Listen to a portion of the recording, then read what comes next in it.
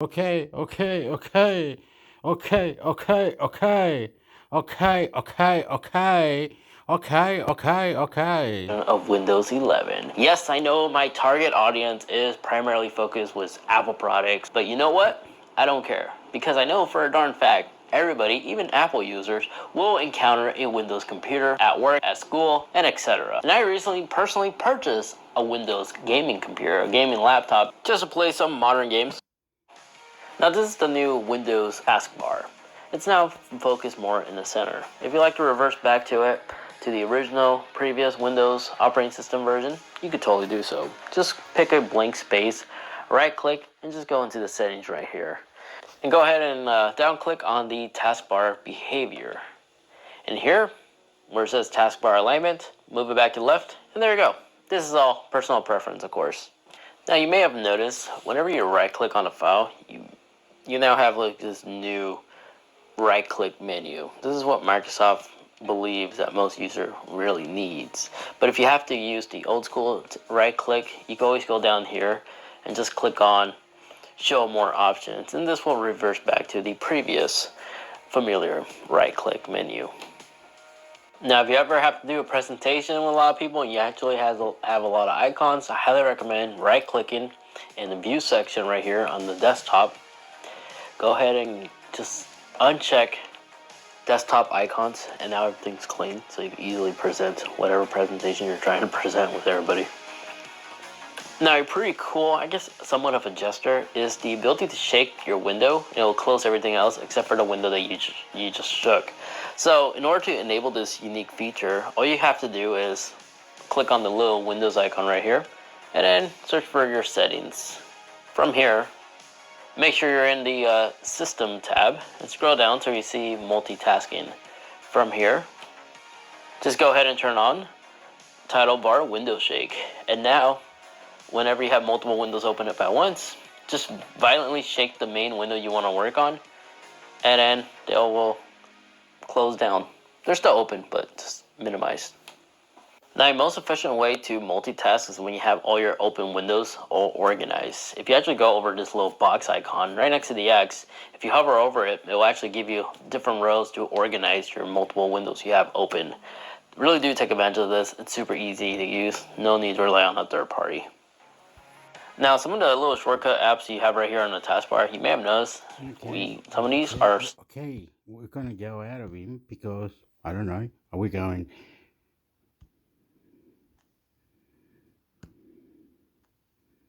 I don't know why we're going out, but we're going out of it or something. Let's copy, you know. What have I done? What over here? Oh, okay. Okay. What do you have to do? What do you have to do? What, you go to this? No. No. So you go to this or something? This. And this. You froze before. You did the frozen bit.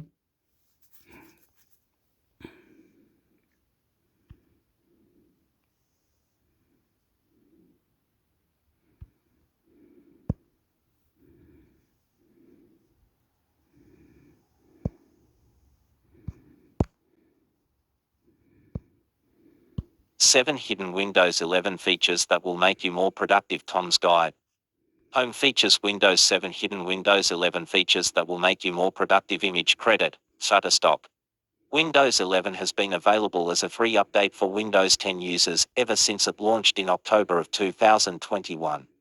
Though it's not the revolution some hoped it would be, it's a generally solid operating system that long-time Windows users can quickly acclimate to. As stated in our Windows 11 review, Microsoft OS has several new features, many of which can help both casual and business users be more productive. However, there are a handful of hidden productivity features that even those who've used Windows 11 since launch may not know about. We're here to show you the best ones.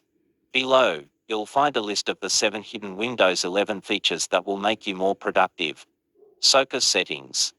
Focus Assist is a fantastic Windows 11 productivity feature. If you've used similar features on best smartphones, then you know how crucial Focus Assist can be. Recommended videos for you. To enable Focus Assist, open Start menu and type Custo. Bring up the Applications menu. You can set how long you want a focus session to last and enable or disable notifications from certain apps. For example, you may want to set a work-based focus and enable notifications only from your work Gmail and Slack accounts. Conversely, you can disable work-related apps if you set up a focus when you want to unwind. This is a vital feature that can help you separate your work and personal life, especially if you work from home. App layouts. This one isn't technically a hidden feature since it was announced prior to Windows 11's launch. However, we're including it since it's often not utilized by users who would otherwise find it handy. App layouts lets you easily and quickly arrange apps and windows to your liking on your desktop. To use it, hover your cursor over the maximize icon in the upper right corner of an app or window. This will show you 6 different grid layouts, each with different Windows configurations. Simply choose the layout you like and then begin selecting windows and apps to place into a specific arrangement. You can even use Snap Layout setups on every monitor plugged into your PC or laptop. It's one of Windows 11's best features for sure. Open Pin taskbar items via keyboard shortcuts if you've pinned programs to the taskbar for faster access.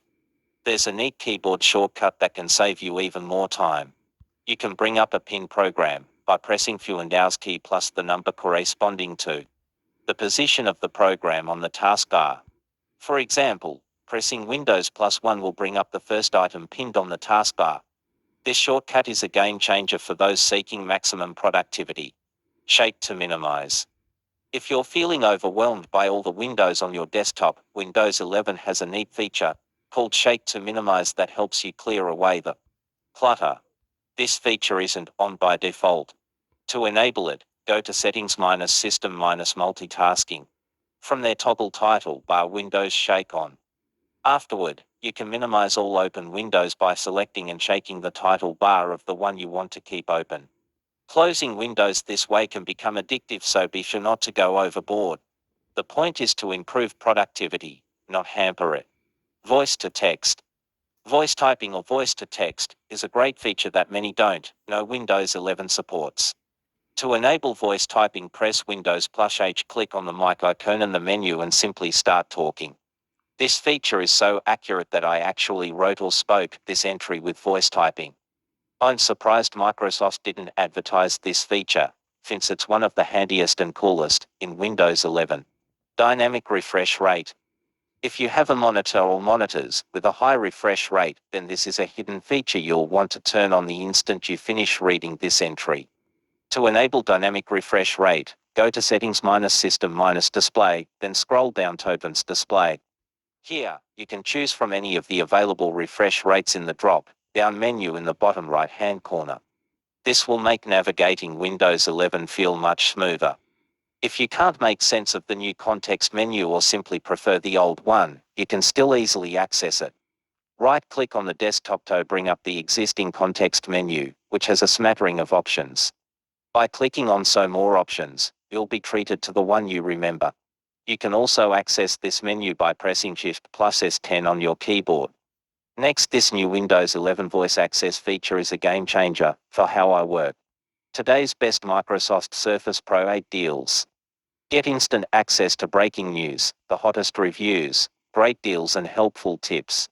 Tony is a computing writer at Tom's Guide covering laptops, tablets, Windows, and iOS. During his off hours, Tony enjoys reading comic books, playing video games, reading speculative fiction novels, and spending too much time on Twitter. His non-nerdy pursuits involve attending hard rock / heavy metal concerts,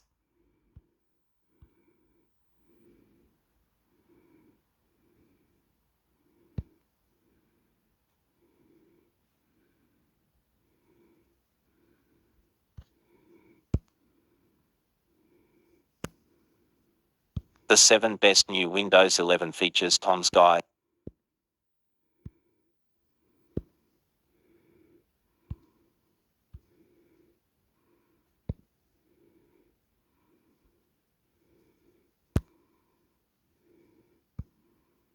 11 well-hidden features in Windows 11. Windows 11 is packed with features many users may not even know exist. Whilst Windows 11's more prominent features are its most used, such as the desktop, taskbar, or start menu, others are hidden away within that platform. Only through exploring Windows 11 more thoroughly can you discover its hidden features. Here are some of the more interesting well-hidden features in Windows 11 you can discover. Maker's video of the day 1. XPS Viewer. XPS XML paper specification is a file format for digital documents that's similar to PDF. Windows 11 includes an optional XPS Viewer feature with which you can open and view XPS files. However, the feature isn't enabled by default. This is how you can enable and open XPS Viewer within Windows 11. Press the button that opens Windows 11's Start menu. Click within the Type Here to search box on your Start menu and input the keyword Optional Features here. Select the optional features search result. Then press the blue View Seats button to bring up a search box. Enter XPS Viewer in the search box to find that feature. Select the XPS Viewer checkbox and click Next to bring up an install option. Click XPS Viewer's install option. Wait for the installation process for the app to finish. Now you can utilize the XPS Viewer feature in Windows 11. Tap XPS Viewer within Windows 11's search tool to find it. Then select the app in the search results to open it. 2. Clipboard Manager. Windows 11 has a very useful Clipboard Manager feature that displays your copied item history. It incorporates options for adding emojis, symbols, and co-emoji to documents. However, much like the XPS Viewer, the Clipboard History feature needs to be enabled as outlined in our guide on how to use the Clipboard Manager. Once enabled, pressing F+V hotkey is the only way to open the Clipboard Manager. 3. File History. File History is a Windows feature that automatically backs up files to external storage devices when enabled. Although that feature isn't an especially big secret, it has disappeared from Windows 11's Settings app.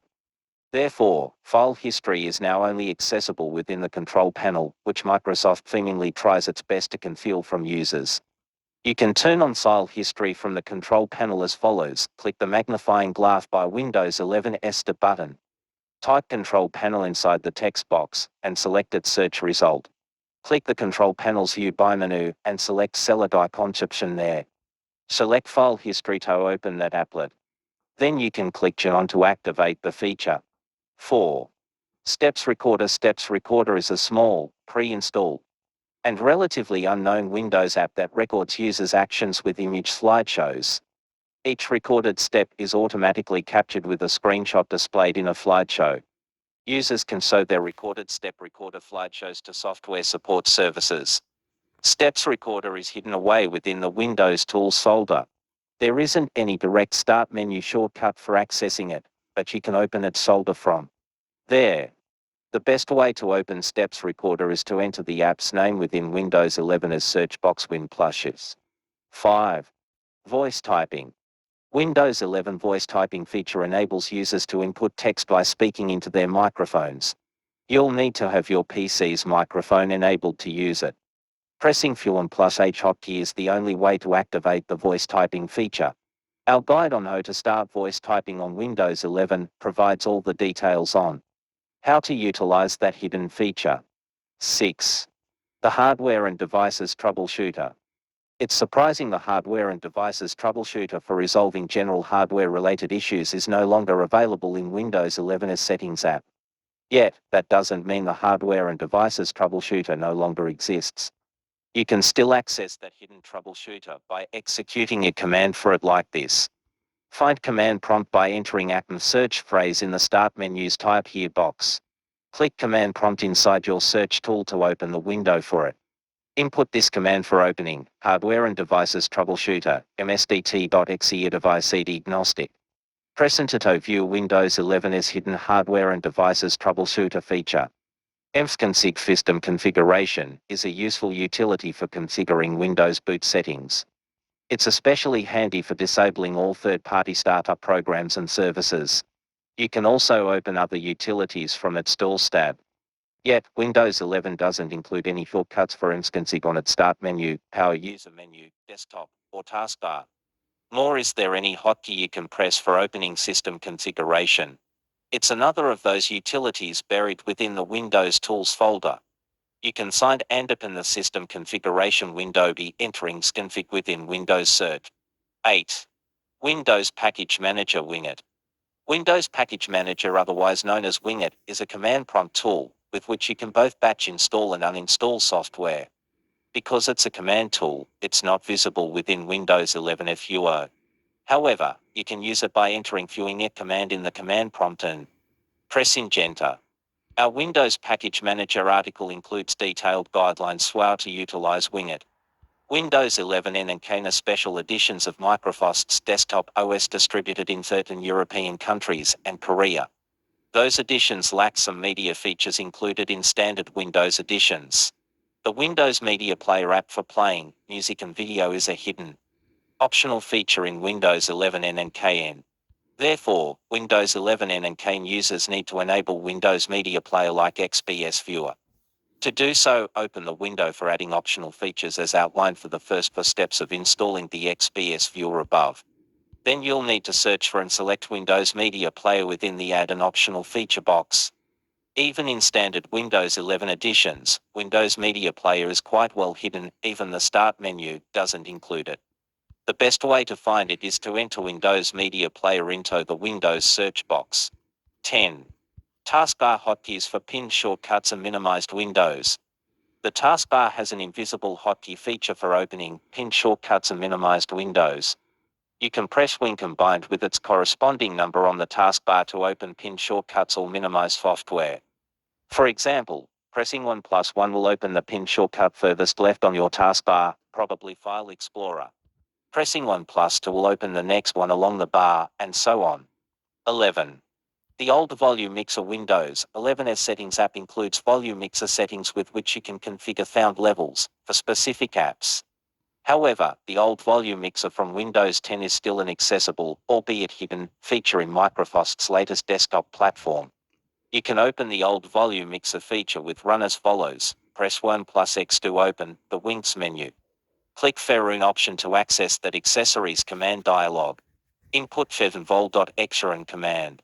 Click IC to bring up the old Volume Mixer feature. Those are a few of the features hidden away in Windows 11 that are worth noting. There are more hidden features. And to discover them you need to dig deeper into Windows 11. Have a good look through the Control Panel, Windows Tools folder, and Settings apps to see what you can find.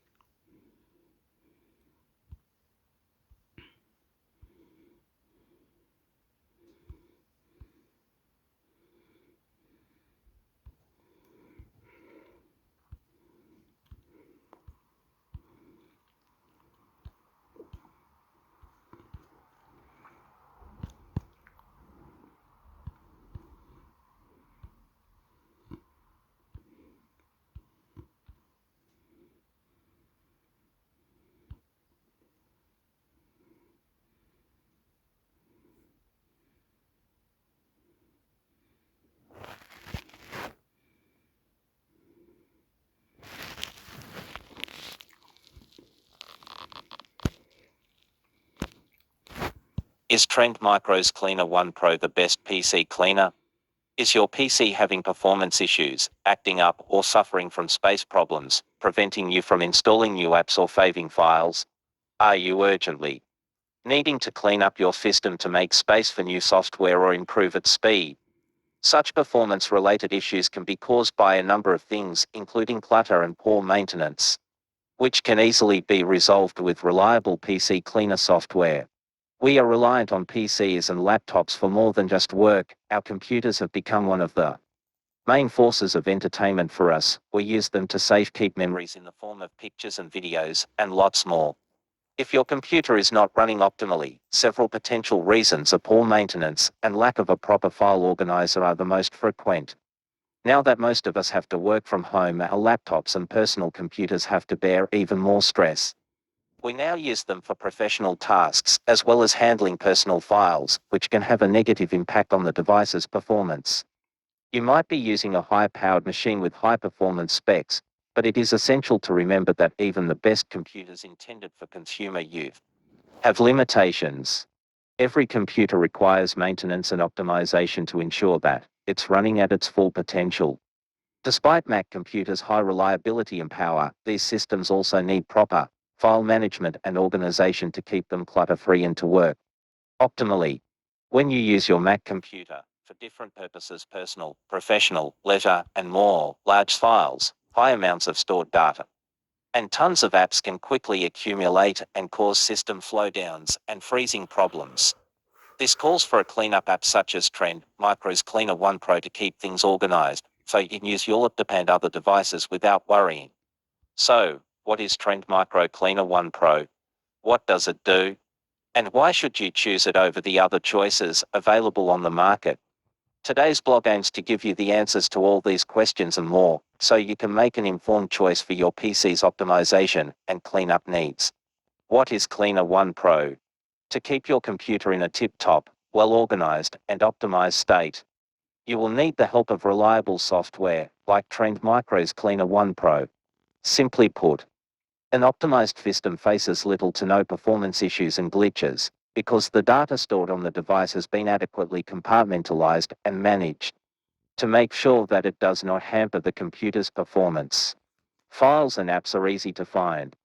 This is where Cleaner 1 Pro comes in with its impressive combination of features designed specifically for optimizing Mac computers.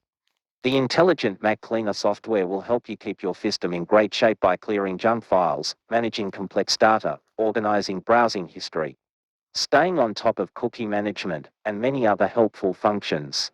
Thanks to its efficient design and user-friendly interface, even non-tech-savvy people will be able to access and use all the features without any trouble. Cleaner 1 Pro is powerful and versatile, with a unique set of features that you won't find in any other cleaning software for Mac. It is truly a must-have if you want to boost your system's performance. Cleaner 1 Pro features. Removes junk files, cleans up leftover files without any hassle. Cleans up large files, locates and deletes big files that take a lot of space and bog down. Performance. Delete duplicate files, find, organize, and remove duplicate files. Remove similar photos, identifies similar images and allows you to delete them with a single click. Create disk map, constructs an interactive map of your memory disk for easy navigation and management. Convenient startup manager. This allows you to organize your startup apps to reduce boot time. Remove invalid registry entries, finds invalid leftover registry entries, and deletes them to increase system efficiency, security, and stability. Powerful App Manager allows you to manage apps and sort them according to name, size, or date. Ensures easy removal of unwanted apps.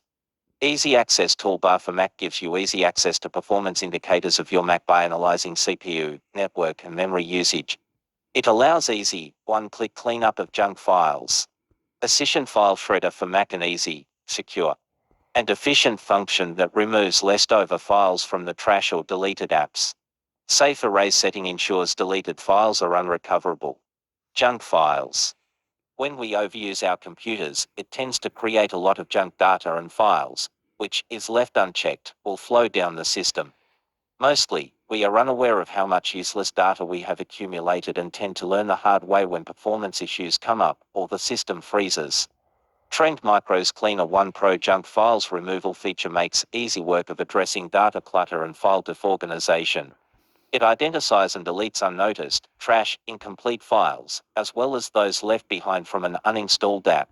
By removing junk files, Cleaner 1 Pro frees up much-needed storage space and improves performance. Large files. Using our computers for office work, entertainment,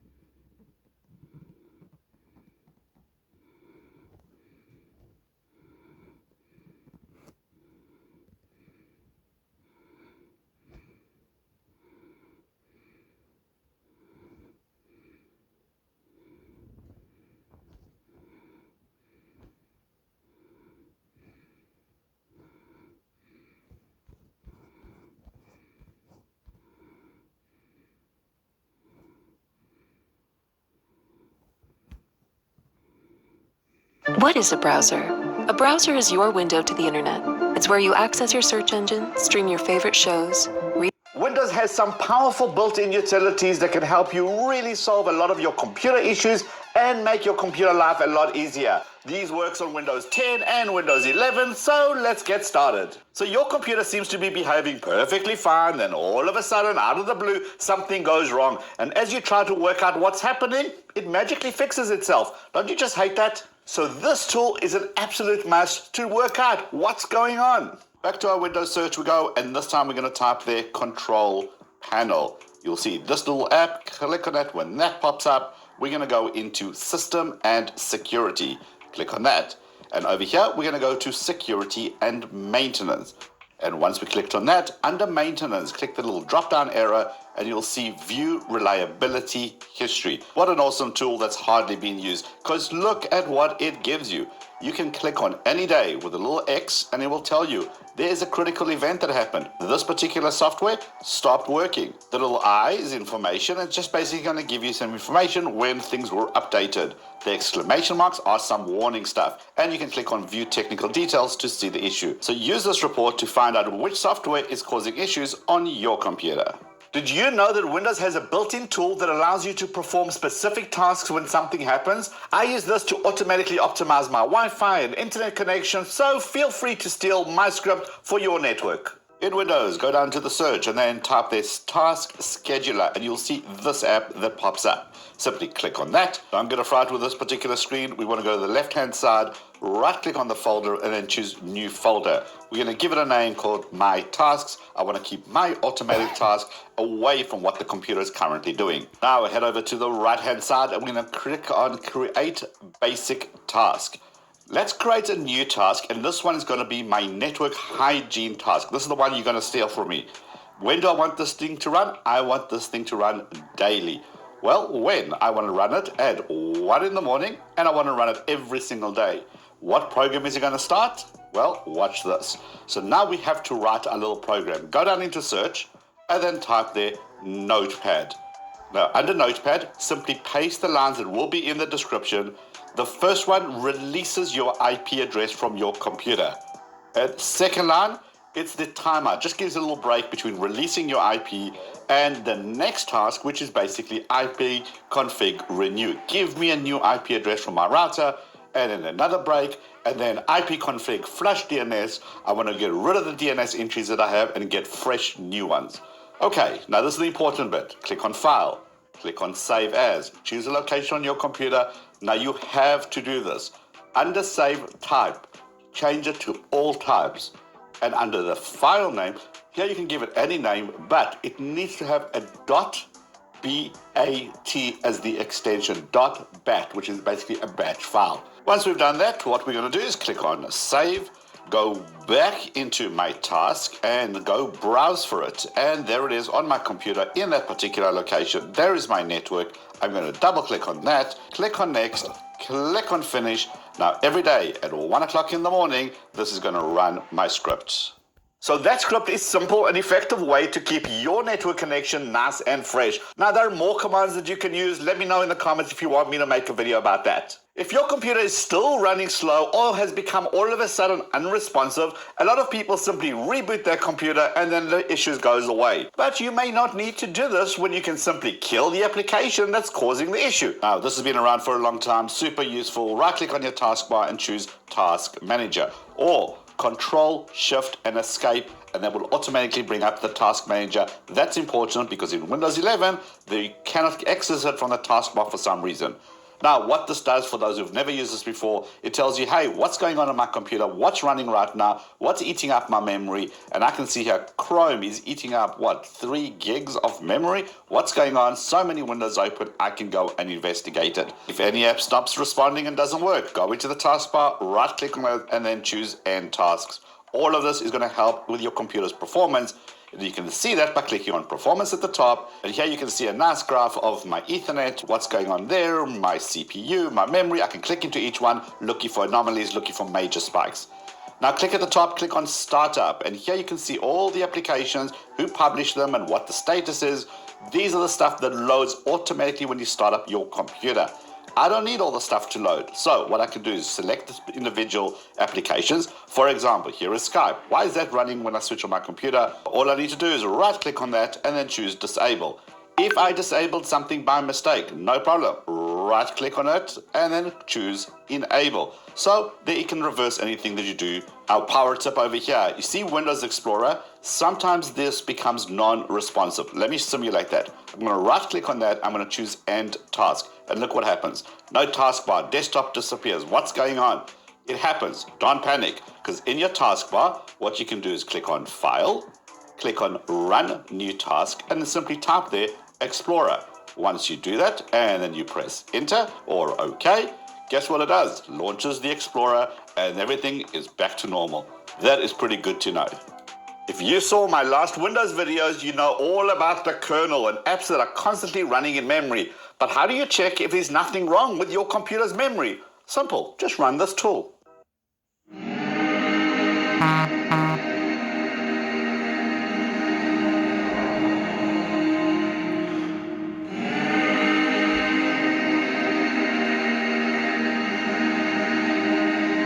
Introducing the new HomePod.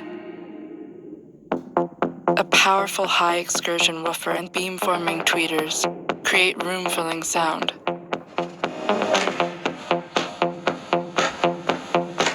HomePod senses its surroundings. Back to the search we go, and this time we're going to type in this command, mdsched. And you see this application pops up, Windows Memory Diagnostic. And there are two options. You can restart your computer now to check for your memory, or you can select the bottom option, which is check for problems next time you restart your computer. All built in to Windows. Now we know for your computer to work, it obviously has hardware and software that has to come together to give you that Windows awesome experience. The hardware relies on something called drivers, which are like a set of files that the hardware uses to tell it what to do and how to work. Sometimes these drivers fail or they have issues and they need to get updated. Well, let me show you how you can check all this and how you can update your drivers. So in your Windows search, this time we're going to type Device Manager. This has been around for absolute ever. Great little utility, needs to be used more. You can see here when you open the Device Manager, it's everything that's connected to your computer, all the hardware and the software drivers that it has to make that particular hardware work. Why it's important to know about this, let's just say my monitor isn't behaving correctly. I can open up that monitor, I can right click on my particular monitor and then choose properties. And this time it will tell you under device status, hey, is this working okay or is there something that needs to be done? If there's something that needs to be done under driver, you have an option to see the details, but you want to update the driver. You want the very, very latest. Click on update driver and two options. I can search for the driver automatically or I can browse it for my computer if I downloaded a specific one. And here it is, it's telling me that, hey, look, you do have the latest, so you're all cool to go. So if you've added something new to your computer and it's not working, click on action, scan for hardware changes, and hopefully it will automatically update to the correct drivers. Now, I love this oldie but goodie utility, especially for the people who are running out of hard drive space. Back to the Windows search we go, and this time we're going to type there, disk cleanup. Let's just notice a typo. Never mind, it still brought it up. Disk cleanup is right there. First thing I want to do is I want to go to the bottom and say clean up system files. Click on that. It automatically works out what can be removed from your computer that's safe to remove. Little tick boxes on the left hand side. Tick on those. You can clearly see here 1.9 gigs in my recycle bin. Well, if I select all of these and click OK, I'm going to get that space back. It's always good to know just how much data you use on a monthly basis. This way you can make sure you got the right internet package and the right speed that you need for your usage. It's also important to know just how much data you use in case you have some sort of malware or some sort of virus running on your computer feeding all your data across the world. Well, Windows has a great utility just for that. We're not going to select the search, but we're going to click on the little Windows icon and then choose settings. Now choose network and internet. And now you can clearly see under my Ethernet for the last 30 days, I have used 551 gigs of data. That's insane. Click on data usage. What is using up my data? and I can see, oh, okay, cloud driven. All right, great. That's my offsite backup. But what I'm looking for now is apps that I don't recognize that are actually sending my data offsite. And if I see anything, then I may have a virus, I may have malware, and I need to check that out. Everybody knows about the Windows calculator, but did you know that it does more than just add, subtract, multiply, and divide? In your search bar, we're going to type there calc for calculator. That's going to open it up, and now you're going to see your trusty calculator. Now, if you click on the little hamburger menu, you can change it to scientific, and then under trig, of course, you can use the Psy-Cos-10 rule, which all of us, of course, use on a daily basis, and a whole bunch more. It's got things like a date calculator, and my personal favorites, a whole bunch of converters, especially the currency converters, the length, the weight and mass, temperatures. It's simple, it's effective, and it's right there within your Windows. Are there any other utilities that you use that we should absolutely know about? Let us know in the comments below, and check out this video over here that YouTube knows that you would absolutely love.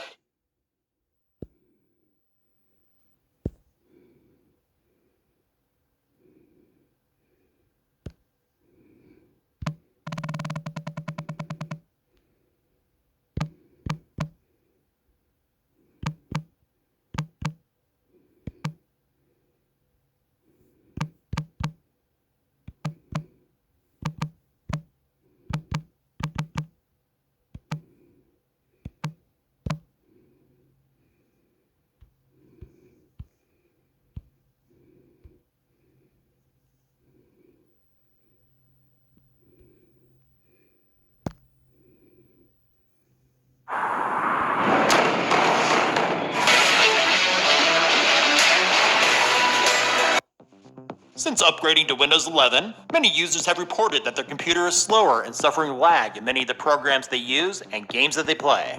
Coming up, I'll show you more than a dozen tips to improve the performance of your Windows 11 computer, all of which you can do for free without the need to buy any new hardware or software. Let's get started.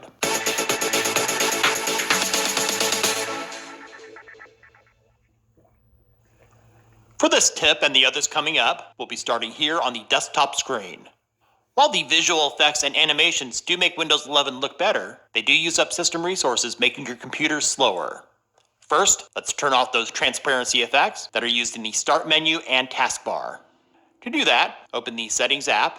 The easiest ways to open it is to left-click the Start menu and select it from your pinned apps, or by right-clicking the Start menu and selecting it from the list, or using the keyboard shortcut, which is the Windows key plus I. In the left pane, select Personalization. Go to Colors here on the right. In Transparency Effects, click the toggle to turn them off. Another way to boost performance is to change the visual effects settings. Click the Start button in your taskbar, or press the Windows key on your keyboard, and begin typing View Advanced System Settings.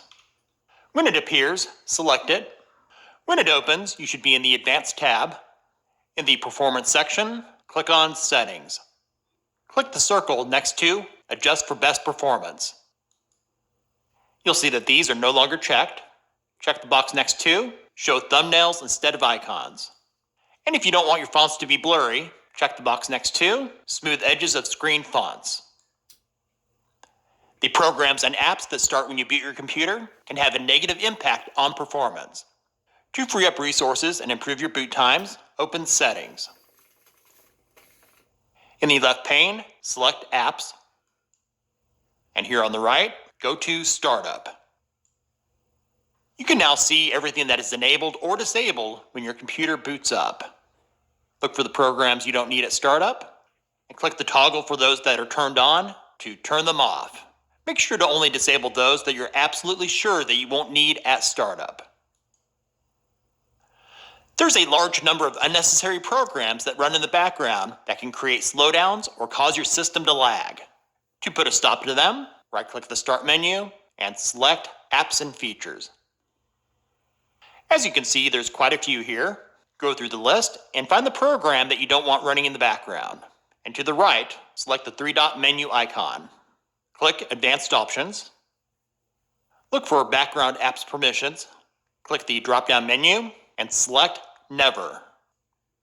Repeat these steps for each and every program that you don't want tying up resources in the background. To boost performance, maybe you just need a power plan that is higher performance than what you're currently using. Click the Start button and type Power Plan. Of the choices on the left, select Choose a Power Plan. To see all the plans available for your PC, click Show Additional Plans. If you're currently on Balanced, Power Saver, or something similar, switch your plan to High Performance. And if you have it available for an additional boost, select Ultimate Performance. But for now, we'll just leave it on High Performance. After selecting your power plan, click Change Plan Settings for that plan. Then click on Change Advanced Power Settings. This will open a new window. Scroll down and double-click Processor Power Management. Then double-click Minimum Processor State and Maximum Processor State, and make sure the setting for both is set to 100%. If not, click the percentage for each and type 100. Click Apply to save the changes if you made any. Clicking OK will also save the changes and exit the window. Removing those needless files taking up your drive could also give you a speed boost, especially if your drive is nearly maxed out. To remove temporary files, open the Settings app. In System, select Storage. Click Temporary Files. Check the box next to all of those that you want to get rid of. Then back here at the top, select Remove Files. You'll get a pop-up window that says the selected files and their data will be permanently deleted. If you're okay with that, click Continue. If you'd like to automate the process of getting rid of the files that you no longer need, let's go into Settings. It's okay. It's free delivery with Amazon. Hi, this is Eva from Air Liquide Healthcare. If you've been recently diagnosed with obstructive sleep apnea and you're wondering... Once again, make sure that you're in System. Go to Storage. This time, instead of going to Temporary Files, click Storage Sense. In Automatic User Content Cleanup, click the toggle to turn it on. With it enabled, Windows will automatically check your system and get rid of temporary files and junk no longer needed to free up space. You can set how often Storage Sense runs, how often to delete files in your recycle bin, and when to delete files in your Downloads folder if they haven't been opened for a certain period of time. While you're removing needless files, this would also be a good time to get rid of the programs that you no longer use, taking up space on your drives. Once again, open the Settings app. In the left pane, select Apps. Then click Apps and Features. Now go through your entire list of programs and find the software that you want to remove. For each program that you want to get rid of, click the three-dot menu here on the right and select Uninstall. Then click Uninstall again, and just wait for it to finish. Defragging and optimizing your drives can help to speed up performance, so click on Start and begin typing Defragment and Optimize Drive. When it shows up, click on it. If you're using a hard disk drive, those can get fragmented over time, slowing down your performance. And if you have a solid-state drive, those should never be defragmented, but optimizing those can speed up performance. This PC has 2 drives installed. If the current status for the hard disk says OK, 0% fragmented, do nothing. Otherwise, clicking Optimize will defrag that drive. For the solid-state drive, if the current status is OK, do nothing. If it says Needs Optimization, clicking Optimize will clear out blocks of data no longer being used and helps to make that drive last longer.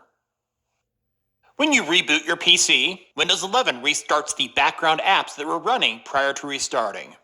On older PCs, it can be a benefit to you to disable this feature. Let's go into Settings. Here on the left, select Accounts, and then Sign In Options. Scroll all the way down and toggle the switch off for automatically save my restartable apps and restart them when I sign back in. Another impact to performance, albeit minor, is those notifications that not only use system resources, but can also be quite distracting. To disable notifications, open the Settings app. In System, click Notifications. Toggle the switch off for those you no longer want to get notifications from. And below that, uncheck both Offer Suggestions on how I can set up my device, and get tips and suggestions when I use Windows. If you're a gamer, there are reports that the new virtualization-based security feature in Windows 11 is causing performance drops upwards of 25%. To disable VBS, click the Start menu and type Core Isolation. Select it. This new feature is intended to prevent malicious code, and for many of you, it's best to be left turned on.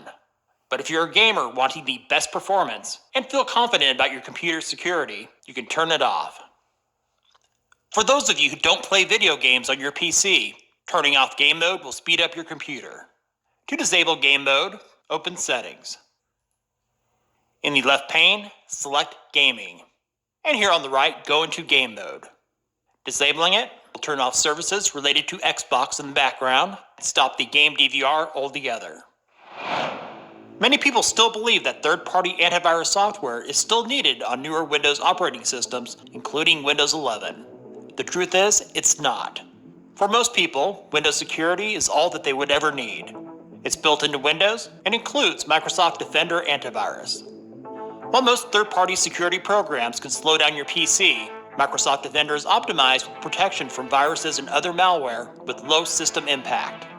If you're a responsible PC user, not clicking on links wildly on the internet or visiting sketchy websites, do yourself a favor and save your money by not buying and installing third-party security software. There may be times when Windows 11 does not load properly, making your computer slower. It's rare, but it does happen. Restarting your computer most of the time will fix the issue. To restart on Windows 11, click Start, the power icon in the lower right, and select Restart. Also, updating Windows, which could include bug fixes, is a good place to start if your PC is running slow. To check for updates, open Settings. In the left pane here at the very bottom, select Windows Update. If there's an update available, install it. If not, click on Check for Updates.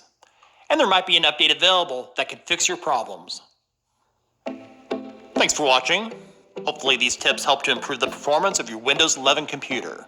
If they did, give this video a thumbs up and share with others. And if you haven't done so already, subscribe and ring the bell. Forget about mile-long project plans. Digital-first enterprises are building better products faster through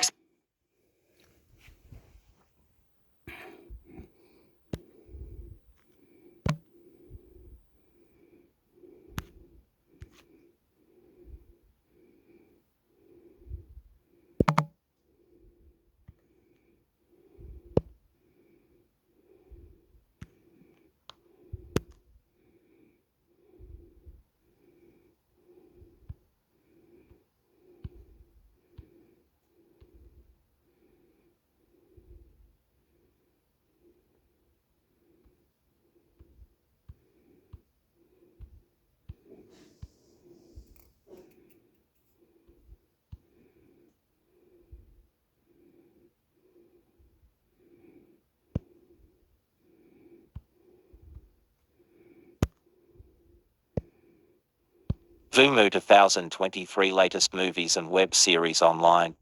So many streaming platforms today do not have access to all the movies, even if they do.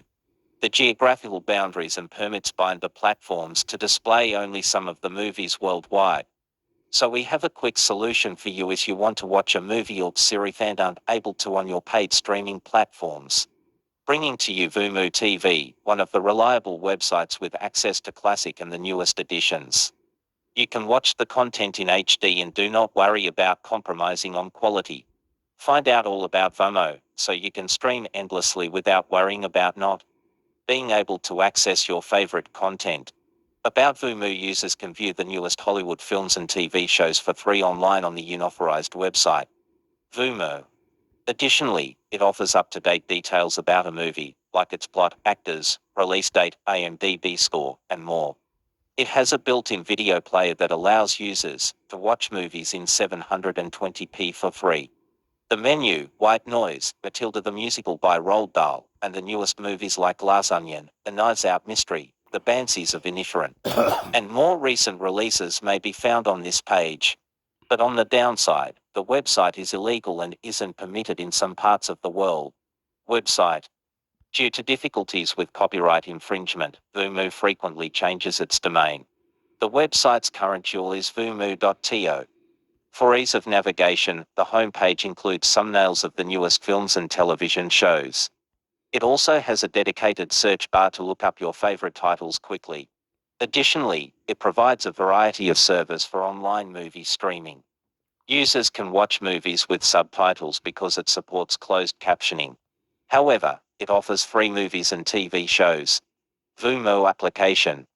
There isn't a specific mobile application for Vumu due to its involvement in movie piracy. Neither the Google Play Store nor the Apple App Store has approved. A few independent websites offer download links for the Vumu app, but they are harmful. And this could infect your device with malware that steals your confidential data. We recommend using the website rather than downloading the application because you could corrupt your devices. Vumu URLs. The website faces infringements, hence its URLs are changing most of the time, so if you want to watch your favorite shows and movies, then use the following: Vumu. To Vumu Live, Vumu Size, Vumu to Vumu Live, Vumu Proxy 7, Vumu Alternatives to watch movies and shows. If the vumu.to website is not working for you, then the best way to access all the movies and shows is to use the alternatives. We have listed the 7 top-rated options for your Vumu. 1. F-Movies, another well-known website for free online streaming GIS movies. The website includes a library of films in many genres and languages. Additionally, there is no registration or subscription requirement to utilize the website. Unfortunately, because of copyright violations, the website is restricted in several countries because of copyright violations. Although there are many copies and proxies of S-Movies, you can always watch your favorite films and web series in the copies if the original domain is restricted. Grab some popcorn and get ready to watch everything on your watch list. 2. After. After is a well-known streaming service that smoothly streams movies from various genres. After contains everything from romance to thrillers, comedies to fiction. The website is renowned for its compatibility because it runs seamlessly on Android, iPad and iPhone devices. The user interface is also quite good, so people from all age groups can use it. To stream on the website, you will have to use the ad blocker because this keeps away unnecessary ads while streaming. In addition to this, the streaming quality is impressive and the speed is smooth. 3. Popcorn Slicks. Popcorn Slicks is a legitimate streaming service that offers access to TV series, films, webisodes, original programming, and other popular content. The platform is accessible in more than 60 nations and works with a variety of gadgets, including Xbox, Apple TV, Android phones, iPads, iPhones, and Amazon Fire TVs. The website provides free content, however, it also has a lot of adverts and does not work with ad blockers. So while streaming, you will experience the pop ads, which may be annoying for some people, but you cancel them out and continue binge watching. 4. Putlocker. In the world of internet streaming websites, Putlocker is an underdog. However, because of its illegality and copyright violations, the website is blocked in a number of nations. The user interface of the website is a little suspicious.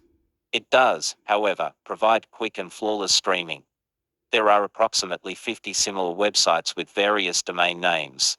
As a result, at least one of the domains is always free. 5. Movies 4K. One of the first and most reputable streaming services is Movie 4K. Unlike the other websites on the list, Movie 4K is all user-generated content. And movie downloads and uploads are permitted for users.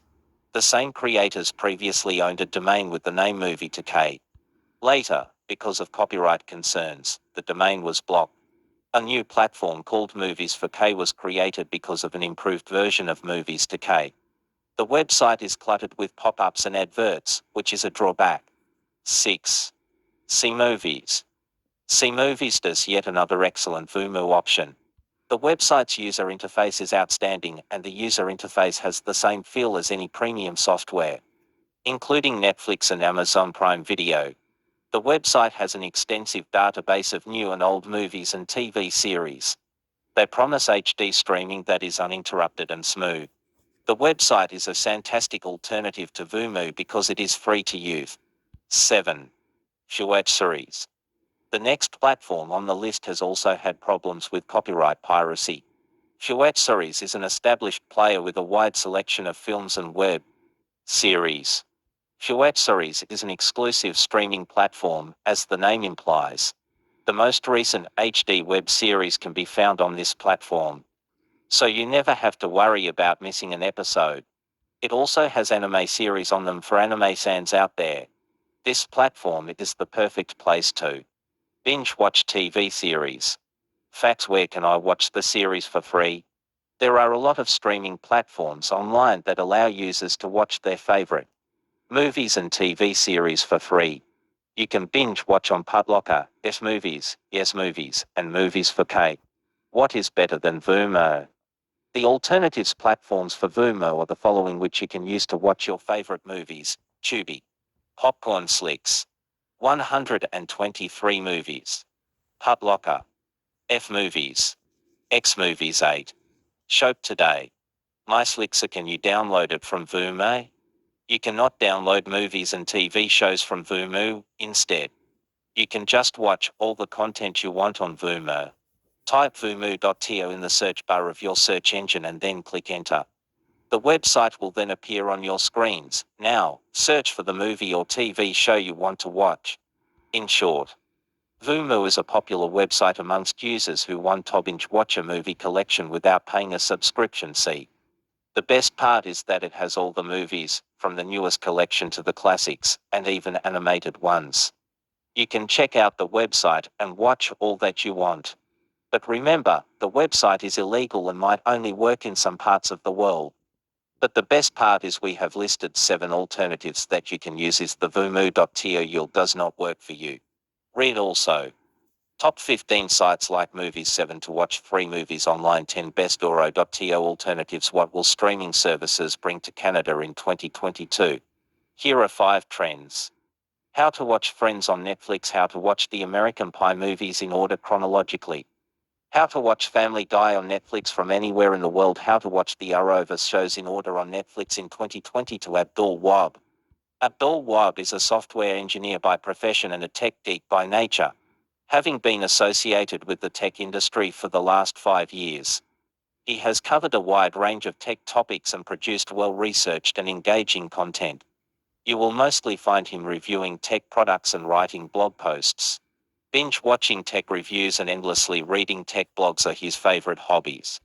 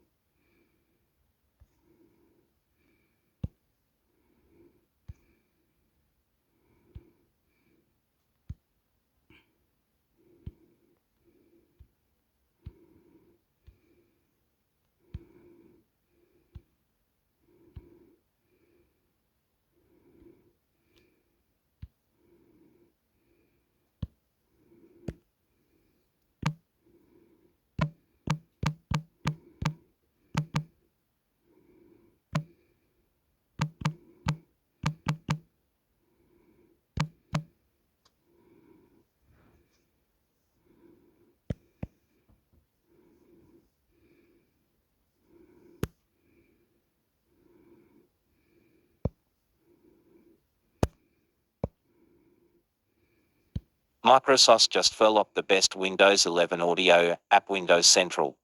Image credit, Windows Central. What you need to know: the latest insider build of Windows 11 includes an experimental feature that adds options for controlling system audio. The audio mixer is similar to the popular third-party Apu Trumpet. There's a chance that Microsoft may not ship the new functionality, as it is only a hidden feature within an insider build at this time. Windows 11's latest insider build include a set of audio features that will look familiar to anyone that has used the third-party Apu Trumpet. If you enable an experimental flag in a recent insider build of Windows 11, you'll be able to try out a volume mixer that allows you to control the audio levels of specific apps. It also simplifies switching between audio outputs, such as speakers or headphones. These features have been available on Windows for 5 years through the use of AirTrumpet, but are new to the OS itself. The experimental audio mixer isn't identical to the third-party application, but it's close in many ways. The term Sherlock refers to when the maker of an operating system or a first-party app copies the functionality of a third-party application. Specifically, it means to do so without compensation or permission. The word gained that meaning after people accused Apple of copying the software Watson when designing Sherlock free, but it has since become commonplace in the software industry. If you're a PC gamer, you've likely seen developers copy popular mods. The principle is the same. One could argue that Microsoft has furlocked AirTrumpet with its latest move. AirTrumpet is free, so its developers may not mind Microsoft mimicking the third-party tool. Rafael Rivera, who made AirTrumpet alongside former Microsoft engineer Dave Armenta, joked about Microsoft copying the tool. Oh snap. Microsoft is catching up to AirTrumpet. Windows 11 Insider Build 25,000 to 181. Feature found options /42,106,010. pic.twitter.com/lgentsbj January 19, 2023. See more. In a follow-up tweet, Rivera argued that AirTrumpet is faster than Microsoft's implementation of similar functionality. Since the new options are hidden within an insider build of Windows 11, there's a chance that they may never ship. Microsoft may also change them before release if they do decide to add the functionality to the operating system. If you're interested in experimental features, make sure to check out our new series Windows Unshipped, in which our senior editor Zach Bowden takes a deep dive into features and designs that never made their way to Windows. Get the best of Windows Central in your inbox, every day. Fawn Endicott brings nearly a decade of experience, covering Microsoft and Windows news to Windows Central. He joined our team in 2017 as an app reviewer and now heads up our day-to-day news coverage. If you have a news tip or an app to review, hit him up at fawn.endicott@futurenet.com. Opens in new tab.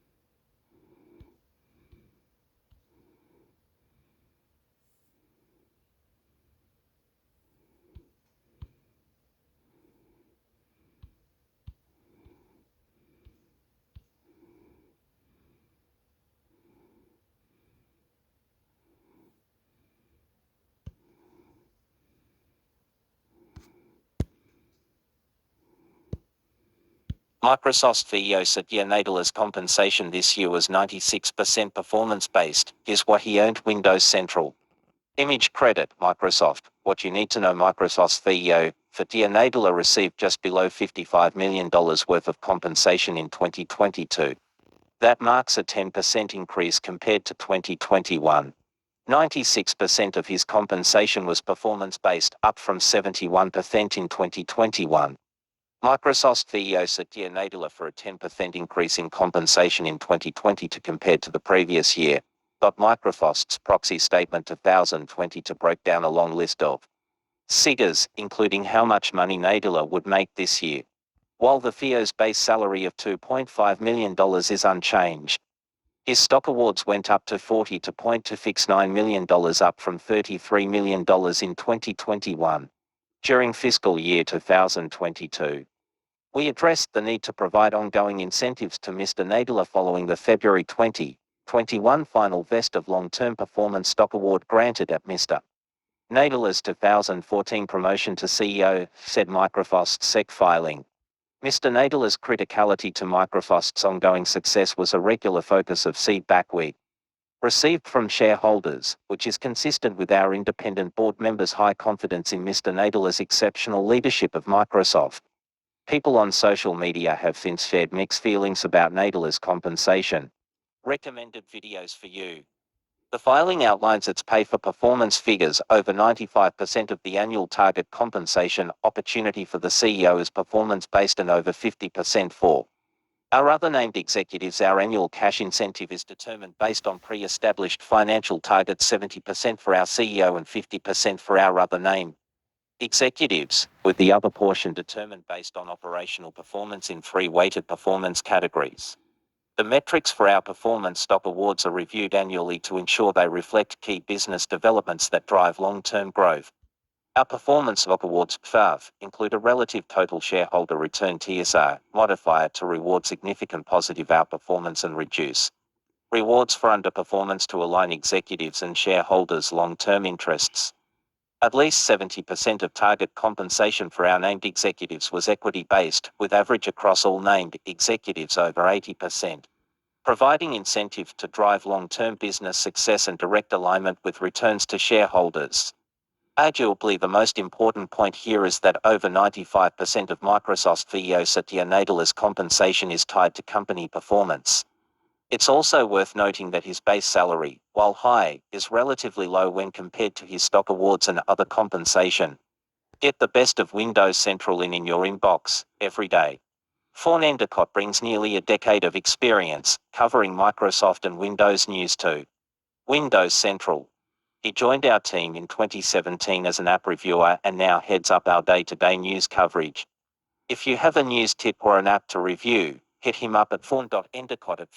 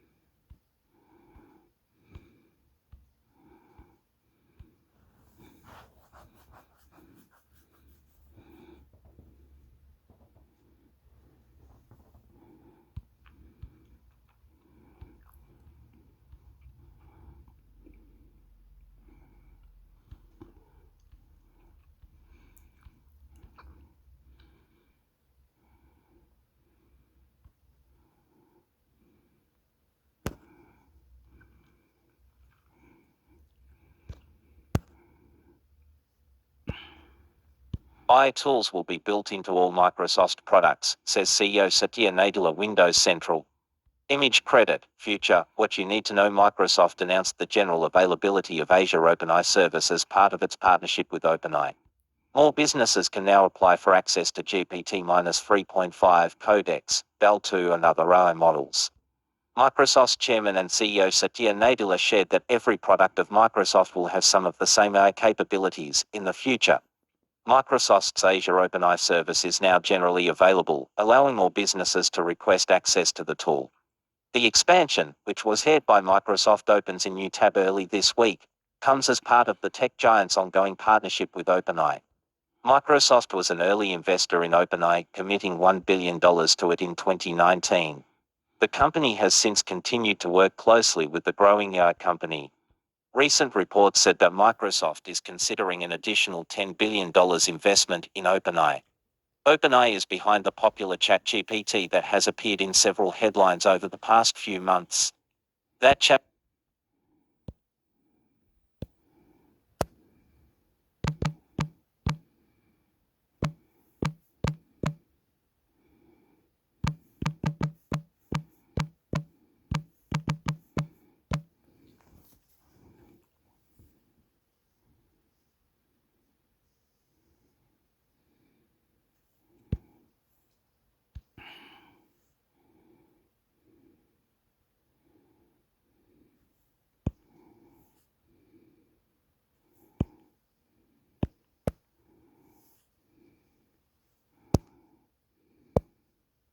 Microsoft and OpenAI bring AI models to developers worldwide. Microsoft is announcing the general availability of its Azure OpenAI service, which allows developers to create applications utilizing technology like ChatGPT. Azure OpenAI combines open source and cloud-based machine learning to help developers integrate AI models into their existing infrastructure. Yes, that does include the ChatGPT model, Microsoft confirms in a blog post emphasis 9. With Azure OpenAI service now generally available, more businesses can apply for access to the most advanced AI models in the world, including GPT 3.5 Codex and DALL-E 2 backed by the trusted enterprise. I like to say something. I'm not tech savvy or market savvy or any savvy or the creator. YouTube. Go YouTube, go YouTube, go. Go YouTube, go. Wow, love you. Wow, I love you. Copyright. YouTube, I love you, YouTube. Okay, I'm not one of those tech savvy or anything. YouTube it. Do it, YouTube. You understand? Like listen and reply. YouTube, be nice. Don't let the cat take your tongue. Do exercise. Complete it. But sometimes when you got an item or anything to put somewhere into another thing so it helps, you don't know that. You don't know how to do that. Some humans are capable of doing things like that. Put in the chat GPT, the chat one, the chat. They're gonna put that chat thing onto the computer, onto the chip, onto the chat GPT. They're gonna put that on with an utility AI model. Okay, they're gonna put it on. They're gonna find out that that the mobile phone. Oh, the mobile phone! Look at this. They open it. Oh yeah. Okay, they found out that the mobile phone was going fast, and this one's got a good chip in it. Get that chip out, and they're gonna breaker, test it with other things, and they're gonna breaker, do whatever, boom, and then it goes into the computer. It was from the phone, and now into the computer. The chip's been modified. Boom. And AI, yeah, you're stupid. Copyright, yeah, YouTube, yeah, man. AI. You can get some intelligent like the chat GPT to teach you things that you need in your life. I love you. Start hugging me. I love you. Let's have fun. Let's have fun. Let's have fun. YouTube, Facebook, Google, Twitter, / all business website. I love you. YouTube. Hoo-ha. Very nice. Beautiful. I love you. Control me. Come. Let's play. Sport punch up.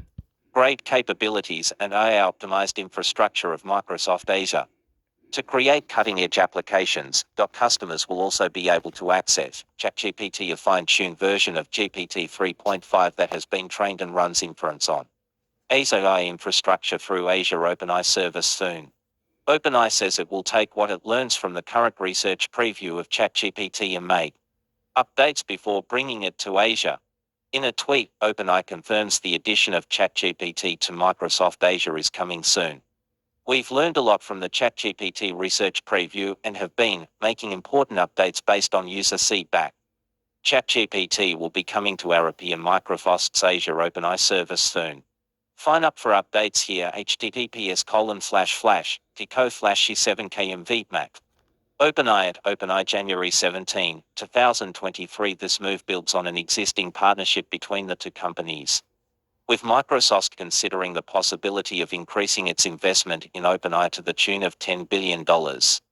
Although Microsoft didn't provide specific details about how developers will utilize AI models like ChatGPT, we can speculate on the possibility. No YouTube, yes YouTube, no YouTube, yes YouTube, no YouTube.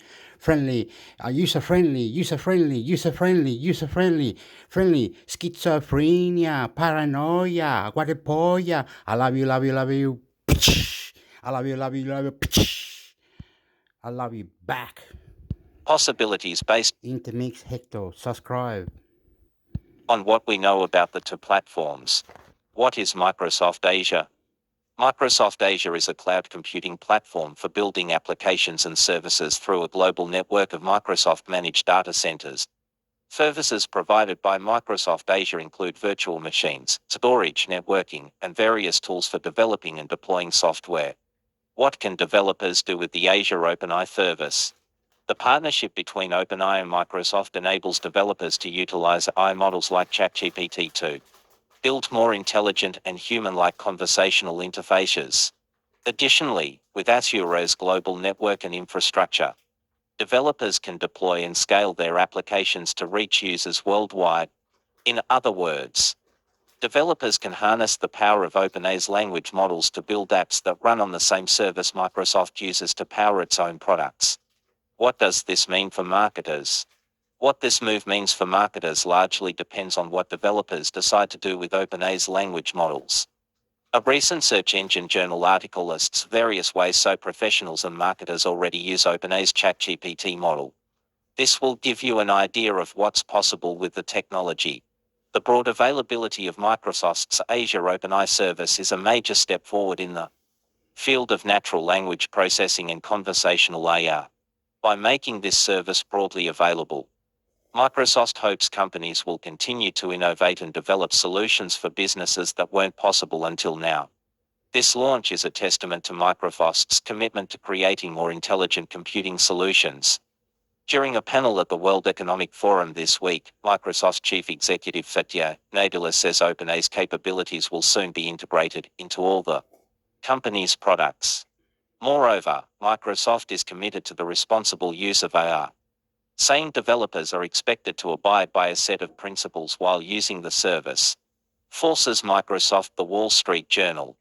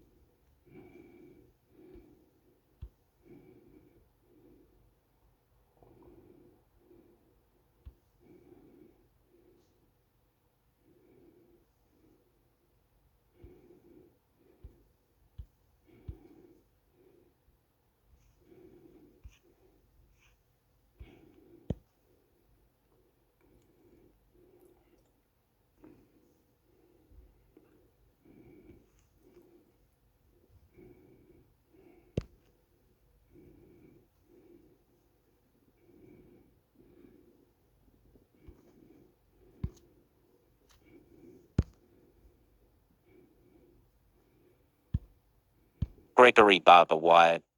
Science. The Tonga eruption is still revealing new volcanic dangers. January 16, 2023, 8 a.m. Science. Dear electric vehicle owners, you don't need that giant battery. December 26, 2020 to 7 a.m. Science. The real fusion energy breakthrough is still decades away. December 13, 2020 to 11:11 a.m. Science. The extraordinary self-life of the deep-sea sandwiches. December 8, 2020.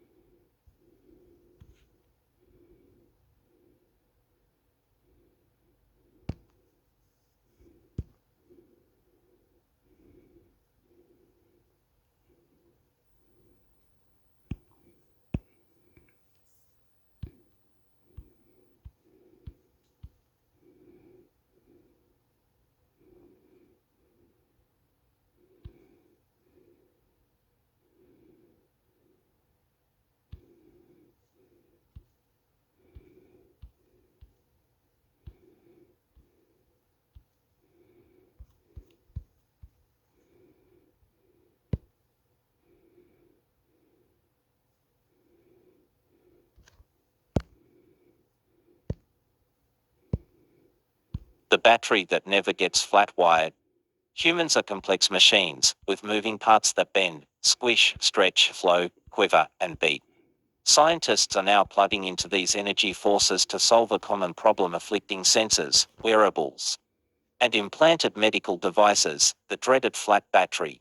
Devices that are self-powered by design could be the solution. And researchers have discovered that the human body itself can be a handy power force just in time to power the exploding market in wearables. Electroceuticals are starting to challenge pharmaceuticals in medicine, so more people will depend on devices, such as implanted electrostimulators and pacemakers in order to stay healthy. Batteries and energy scavenging could make these devices energy autonomous, removing the need for invasive surgery to replace dead batteries. As a bonus, this wireless world would avoid implanted, charging cables being dislodged or becoming infected, problems that are all too common today. Scientists have been working on body-powered devices since the early 2000s until now. The tech has been too energy hungry for the minute amounts of electricity that can be harvested from humans. But after 2 decades of advances, today's devices consume ultra-low amounts of energy, throwing open the gate to myriad ideas and prototypes that draw power from the people. A cellular powerhouse. Your cells are basically batteries, biochemical ones that convert sugary fuel into energy. German startup Celtra is tapping into this living power force by utilizing arrays of microneedles to harvest tiny amounts of energy from hundreds of thousands of cells. Celtra's first product will be a tiny autonomous pacemaker. A muscular contraction, like the heart, starts at one point and then propagates through the whole heart muscle, says CEO and co-founder Gerd T. Our idea was to harvest energy at multiple points to use this avalanche effect, as well as harvesting energy. The multifunctional microneedles will plug into cardiac tissue to monitor the heart and deliver a helping electrical boost to restore pacing is needed. In 2021, Celtra raised seed funding for lab-based proof-of-concept studies. Paper fuel cells. French startup Bessish building biobatteries with green credentials. Its fuel cell uses layers of carbon, cellulose, and glucose plus a sprinkling of proprietary enzymes. Adding a drop of fluid, say blood or urine, sets off a reaction that generates electricity. The paper patches could power single-use diagnostic devices and continuous monitoring sensors, such as glucose monitoring kits for people with diabetes. After use, the cells can even be composted, unlike other miniature batteries that are eventually binned or incinerated. BESC is currently raising series of funding and expects to hit the market in 2024 with its first products. My Quivering Heart. Harris Basquedis is designing a pacemaker that's powered by the heart itself. Its leadless pacemaker is packed into a capsule containing a piezoelectric energy harvester, a pendulum that swings through heartbeats, blood flow, and vibrations. The oscillations are converted into electricity and stored until the device senses that the heart needs a jolt to reset the rhythm. The startup recently raised €17 million, around $18.3 million, in theories of financing to continue preclinical testing and move toward human trials. Interior illumination solar panels are becoming a common household sight, and they could soon be lighting up medtech too. Researchers from Monash University in Melbourne, Australia, have found that a solar panel placed under the skin still yields up to 10% as much electricity as one in direct sunlight, enough to power an ultra-low consumption sensor. A couple of hours in the sun can run an implantable temperature sensor for 24 hours. And the researchers say the best place for it is between the neck and the shoulder. The hydroelectric heart. Mini turbines could harness blood flow and turn it into electricity, according to researchers at the University of Bern in Switzerland. They've designed a torpedo-shaped turbine that could be implanted into a blood vessel in the heart, generating electricity from blood flow. Much like a hydroelectric power station. A big challenge, as yet unsolved, is how to avoid blood clots forming on the blades of the turbine. But in lab simulations, the turbine generated enough energy to power commercially available leadless pacemakers. Piezo patches. Italian startup Isoscan says it has developed an ultra-thin piezoelectric skin patch that can simultaneously measure movements and draw power from them. In one study, it used the patch to monitor neck movements in people with dysphagia. or difficulty swallowing, but the therm's biocompatible film can also harvest power from other body movements and vibrations for sensors and wearables. Feeling the heat, humans radiate around 100 watts a day in thermal energy, and according to Swiss startup Mafris, harnessing this heat could power wearable biosensors and even implanted devices. Its thermoelectric generators, known as TEGs, create electricity by exploiting the temperature difference between the body and the environment. Mifras estimates that with a 5 degrees Celsius difference, a 12 square centimeter TEG skin patch could completely power a cochlear implant. This article was originally published in the January/February 2023 issue of Wired UK magazine.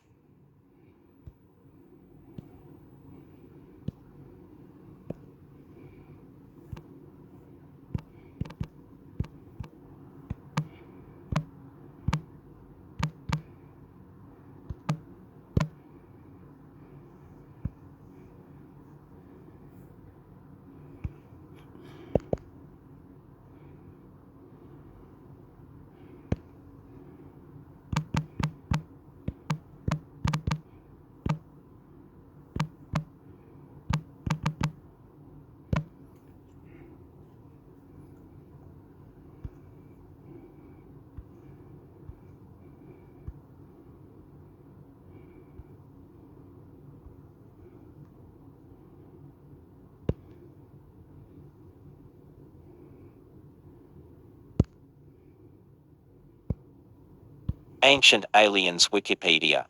This article is about a television program.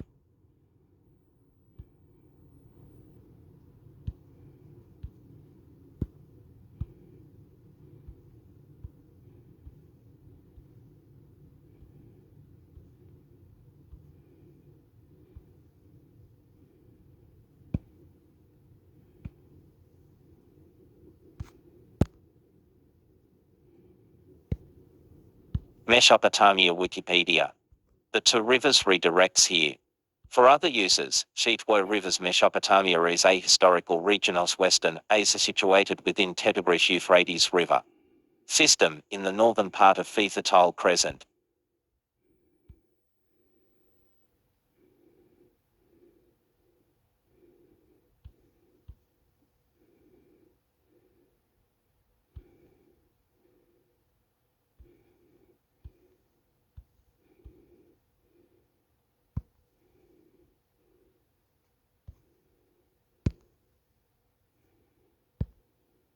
Muslim conquest of the Levant Wikipedia. See Muslim conquest of the Levant Arabic Romanist, Sessi Sam, also known as Seraphidin conquest of Syria, occurred in the first half of the 7th century, shortly after the rise of Islam, one as part of the larger military campaign known as Shiali Muslim conquests. Levant was brought under the rule of Seraphidin Calisatin, developed into the provincial region of Bilad al-Sham. The presence of Muslim troops on the southern Levantine borders of the Byzantine Empire had occurred during the lifetime of Muhammad, with the Battle of Muti in 629 formally marking the start of the Arab-Byzantine Wars. However, the actual conquest did not begin until 634, 2 years after Muhammad's death. It was led by the first Warasidin Caliph who succeeded Muhammad Abu Bakr Umar ibn al-Khattab. During this time, Khalid ibn al-Walid was the most important leader of Seraphidin army, one Roman Syriad. Syria had been under Roman rule 7 centuries prior to the Arab Muslim conquest and had been invaded by Safavid Persians on a number of occasions.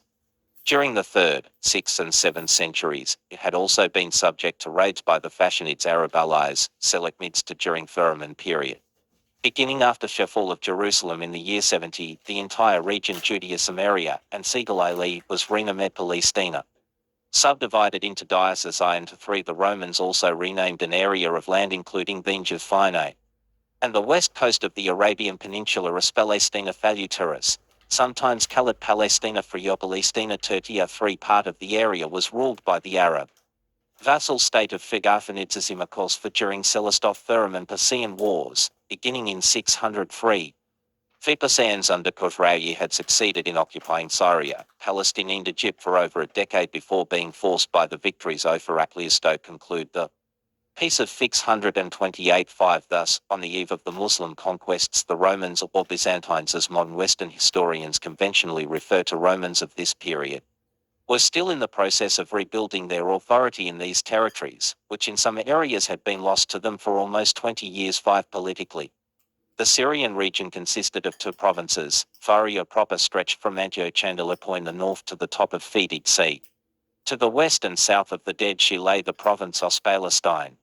Syria was mostly made up of Aramaic and Greek speakers with a partly Arab population, especially in its eastern and southern parts.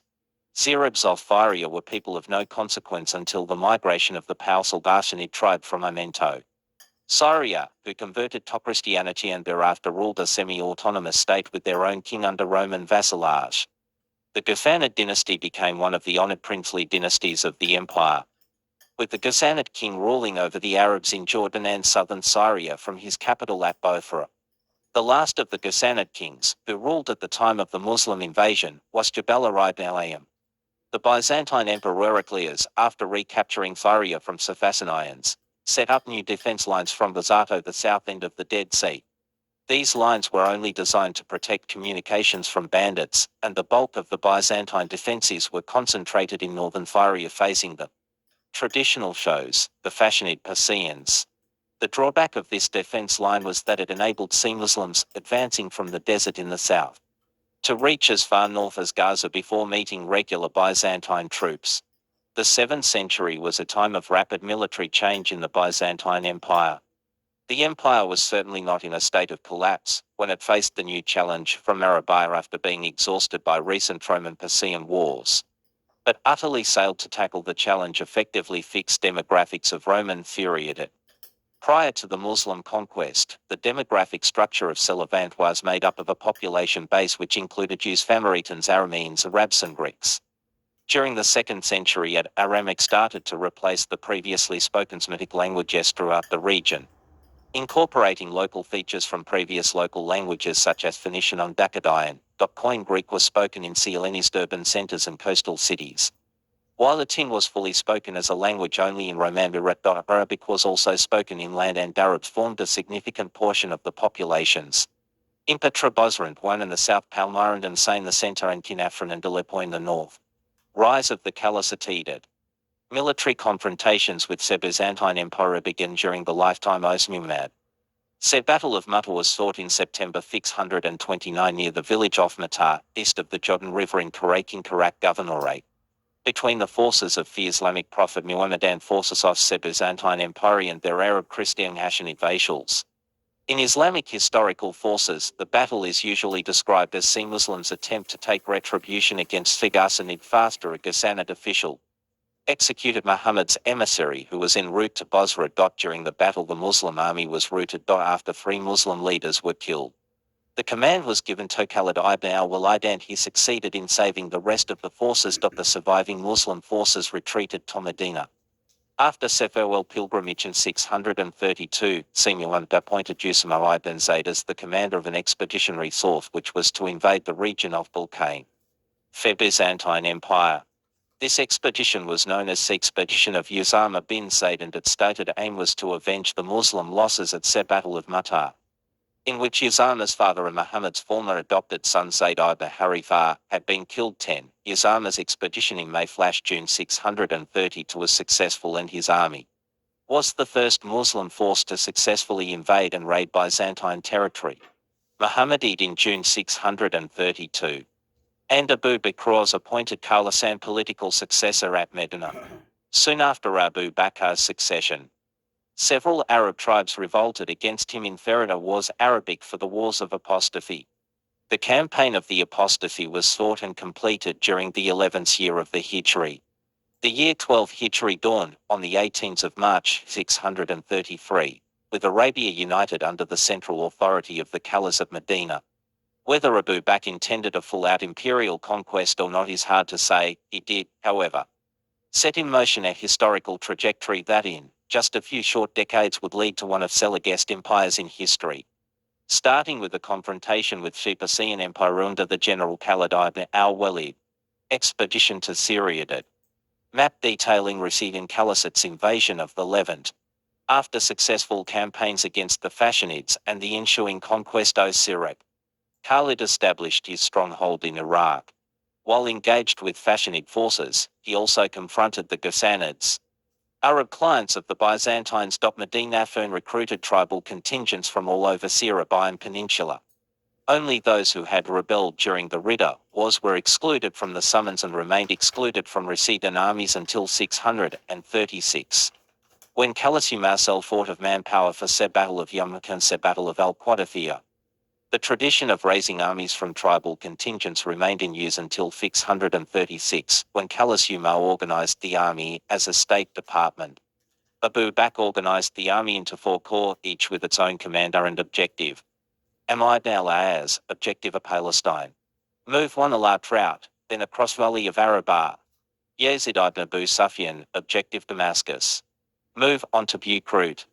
Sirabul ibn Hassana, objective Jordan. Move on to Beirut after Yazid. Abu Ubaidah ibn al-Jarrah, objective Emeta. Move on to Beirut after Shirabul. Not knowing the precise position of the Byzantine army, Abu Bakr ordered that all corps should remain in touch with each other, so that they could render assistance if the Byzantines were able to concentrate their army in any operational sector. In case the corps had to concentrate for one major battle, Abu Ubaidah was appointed commander-in-chief of the entire Army 11 in the first week of April 634. The Muslim forces began to move from their camps outside Medina. The first to leave was Yazid's corps, followed by Shirabil, Abu Ubaidah and Am. Each a day's march from the other. Abu Bakr walked for a short distance by the side of each corps commander. His parting words, which he repeated to each of the corps commanders, were as follows. In your march be not hard on yourself or your army. Be not half with your men or your officers, whom you should consult in all matters.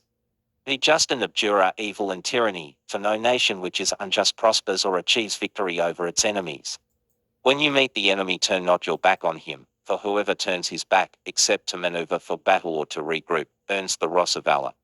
His abode shall be hell, and what a terrible place it is. And when you have won a victory over your enemies, don't kill women or children or the aged, and do not slaughter beasts except for eating. And break not the pacts which you make. 12 You will come upon a people who live like hermits in monasteries, believing that they have given up all for God. Let them be and destroy, not their monasteries. And you will meet other people who are partisans of Fatan and worshippers of the cross, who shave the center of their head so that you can see the scalp. Assail them with your swords until they submit to Islam or pay the jizya. I entrust you to the care of Allah. 13 Conquest of Firid at ruins of ancient Petra, one of the first cities to fall to invading Muslim armies. Initial Fazidite moving to their refined target beyond Tabuk, Yazid's corps made contact with a small Christian Arab force that was retreating after a skirmish with the Muslim advance guard, after which Yazid made for the Valley Ophir by where it meets the southern end of Fidig Sea. As the main Byzantine defense line started from the coastal regions near Gaza, Yazid arrived at the Valley of Araba at about the same time as M bin al-Ar. Reach Adilat. The 2 forward detachments sent by the Byzantine army to prevent the entry of Yazid's and Amaj corps respectively into Palestine were easily defeated by them, though they did prevent the Rasidan forces from reaching their refined objective. Abu Ubaidah and Verbil, on the other hand, continued their march, and by early May 634 they reached the region between Basra and Jabiyah. 11 The Emperor Heraclius, having received intelligence of the movements of the Muslim armies from his Arab clients, began to plan countermeasures. Upon Heraclius' orders, Byzantine forces from different garrisons in the north started moving to gather at Ajnadin.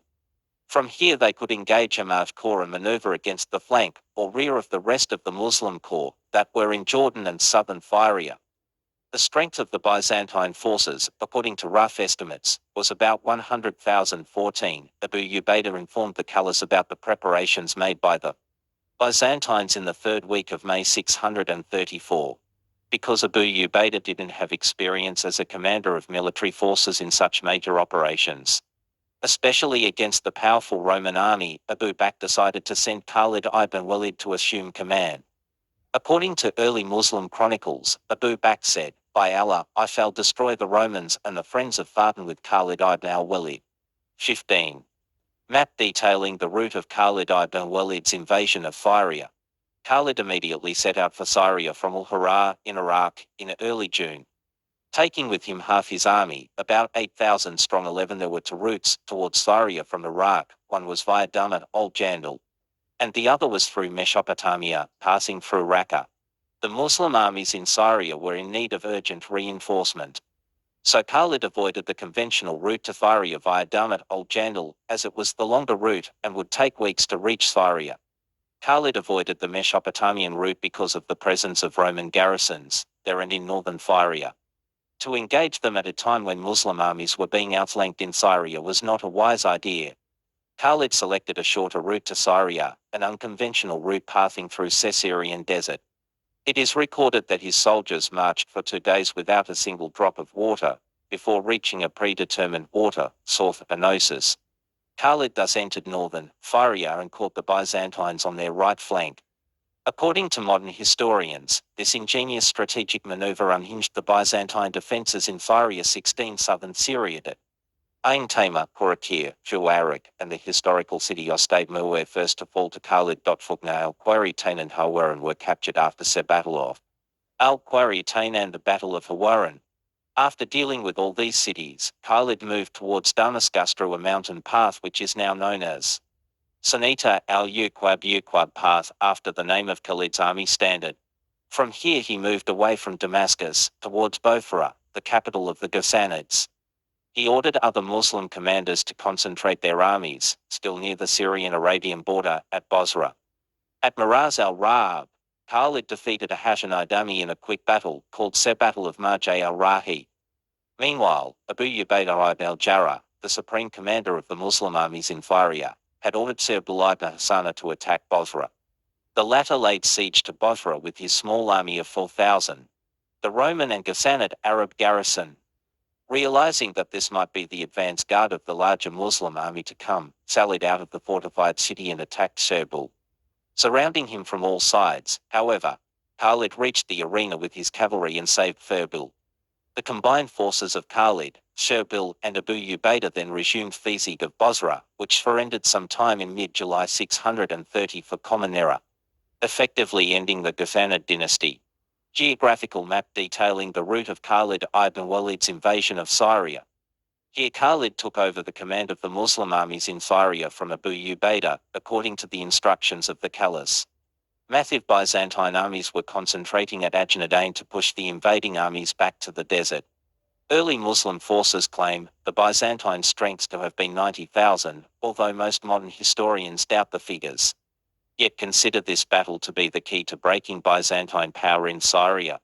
On Khalid's instructions, all Muslim corps concentrated at Ajnadain, where they won a decisive battle against the Byzantines on the 30th of July.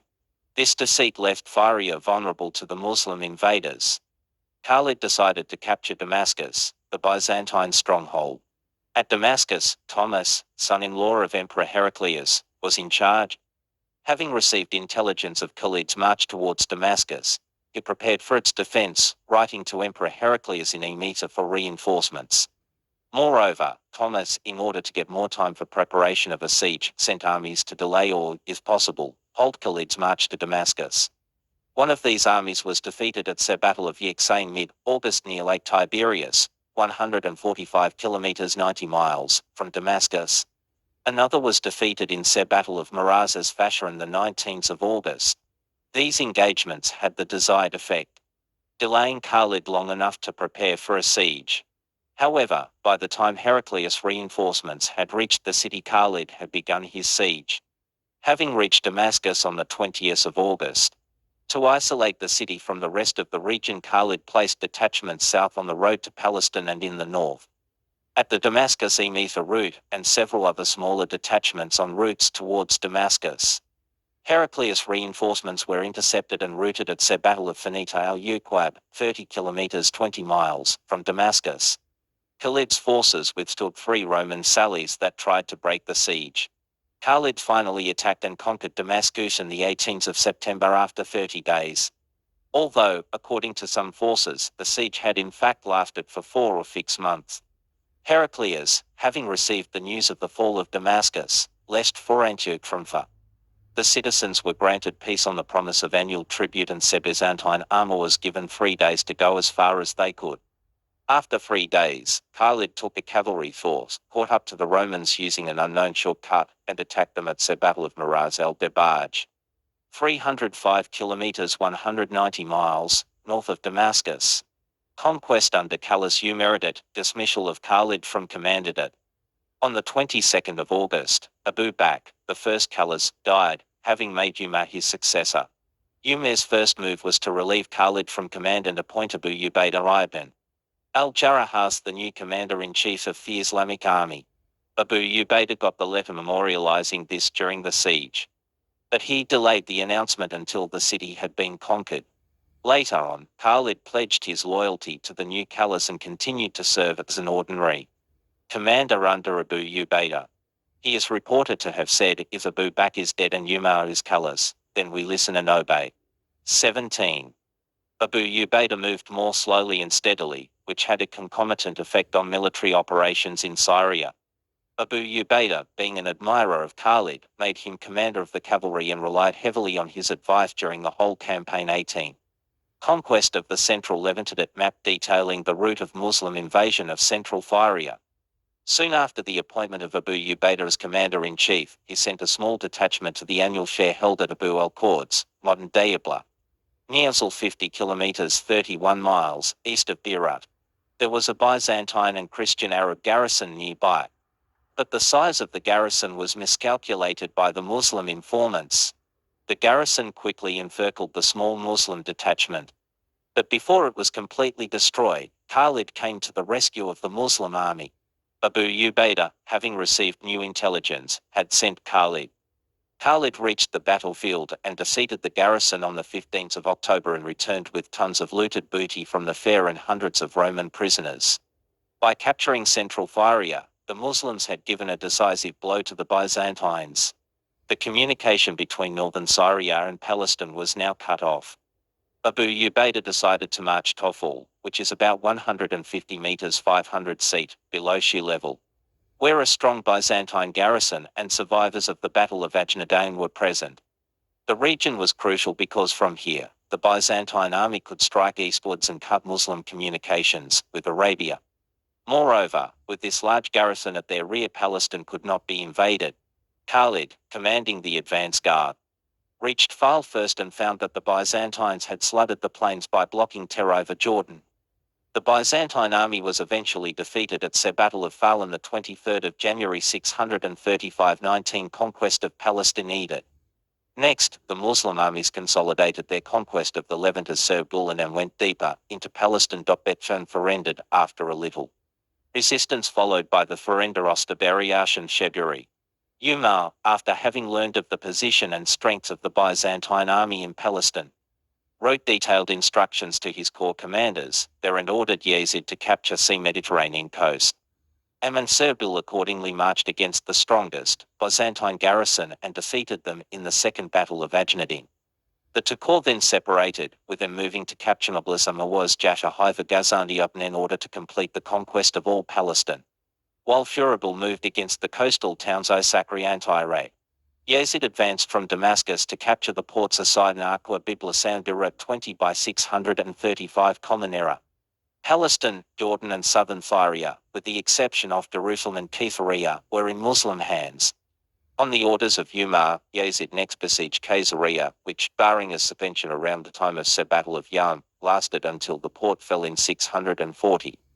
According to lexicographer David ben Abraham al-Fazi died before 1026 Common Era. The Muslim conquest of Palestine brought release to the country's Jewish citizens, who had previously been barred by the Byzantines from praying on Temple Mount. 21 battles for Emeta and Second Battle of Damascus. After the battle, which proved to be the key to Palestine and Jordan, the Muslim armies split up. Serbil and Amaj Corps moved south to capture Palestine, while Abu Ubaidah and Khalid, with a relatively larger corps, moved north to conquer northern Syria. While the Muslims were occupied at Fal, Heraclius, sensing an opportunity, quickly sent an army under General Siadrash to recapture Damascus, where a small Muslim garrison was left. Shortly thereafter, the Muslims, having just won the Battle of Fal, were on their way to Emeta.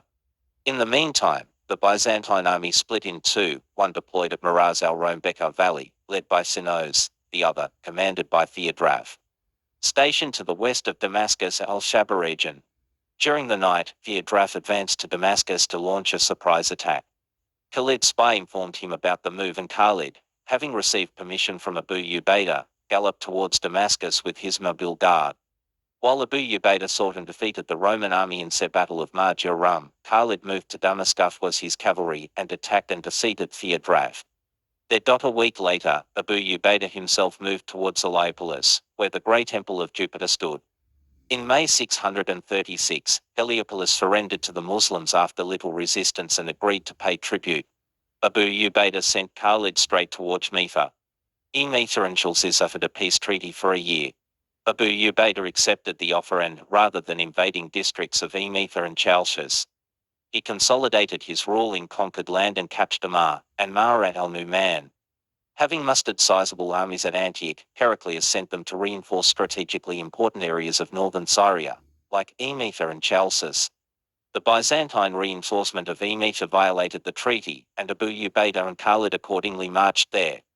A Byzantine army that halted Khalid's advance guard was defeated. The Muslims besieged Metha, which was finally conquered in March 636 Common Era after 2-month fightation needed Battle of Yarmouk at Muslim and Byzantine troop movements before the Battle of Yarmouk. After capturing Metha, Khalid moved north to capture northern Syria, using his cavalry as an advance guard and raiding forth. At Shaza, Khalid intercepted a convoy taking provisions for Chalcis. The prisoners were interrogated and informed him about Emperor Heraclius' ambitious plan to take back Syria with an army possibly 200,000 strong. Khalid immediately ended the raid. After his past experiences, Heraclius now avoided pitched battle with the Muslim army. His plans were to send massive reinforcements to all the major cities, isolate the Muslim corps from each other, and then separately encircle and destroy the Muslim armies. Part of his plan was to coordinate his attacks with those of Yazdid III, the Sassanid emperor. In 635 Yazdid III had sought an alliance with Heraclius, marrying the latter's daughter or granddaughter, according to tradition, Manyan. While Heraclius prepared for a major ascent in the Levant, Yazdid was supposed to mount a well-coordinated counterattack on his front in Iraq, while Heraclius attacked in the Levant. However, it was not meant to be. Umar probably had intelligence of this alliance and started peace negotiations with Yazdid III, apparently inviting him to join Islam. When Heraclius launched his offensive in May 636, Yazdid, probably owing to the exhaustion of his government, could not coordinate with the Heraclian offensive, frustrating the plan. 5 massive armies were launched in June to recapture Syria. Khalid